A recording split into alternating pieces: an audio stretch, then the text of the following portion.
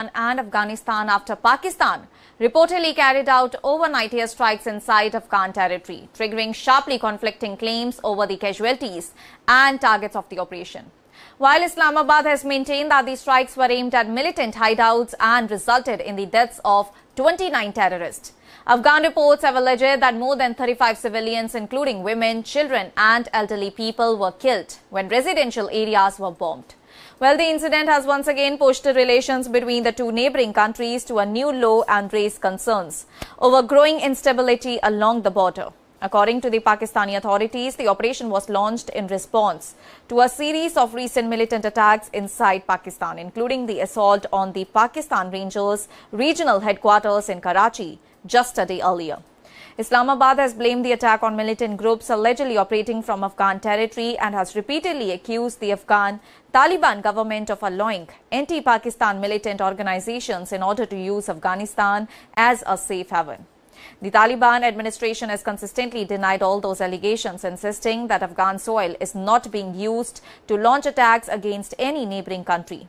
Pakistan's Information Minister Ataullah Tarar said that the military operation was conducted under an operation named Ghazab-ul-Haq. According to him, the operation began when ground operations in Bajaur district of Khyber Pakhtunkhwa before expanding into cross-border airstrikes targeting alleged militant hideouts in Afghanistan's provinces. Tarar claimed that Pakistani security forces killed 29 militants during the operation, including senior Jamaat-ul-Ahrar commander Khan Farosh and 3 other militants during ground action.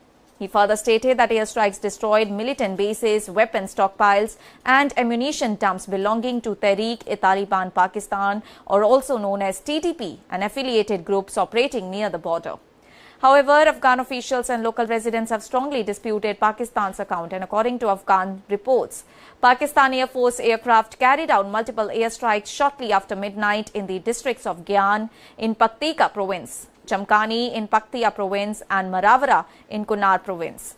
They allege that instead of militant camps, several residential neighborhoods, houses and even mosques were hit during the bombardment. Afghan reports have claimed that more than 35 civilians lost their lives in the strikes, while over 100 others sustained injuries. Hospitals in the affected regions reportedly received large numbers of wounded civilians, including women, children and elderly residents. And all these casualty figures and allegations have not been independently verified. The controversy deepened further after Afghan reports alleged that Pakistani aircraft carried out what they described as double-tap strikes. And according to all these claims, shortly after the first wave of bombing, local villagers rushed to rescue people trapped beneath collapsed buildings.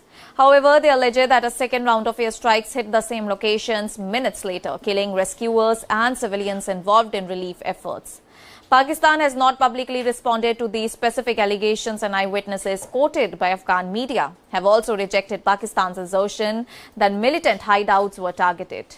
One survivor claimed that there were no TTP militants or armed groups present in the area when the bombing began and accused Pakistan of falsely portraying civilian settlements as the militant bases.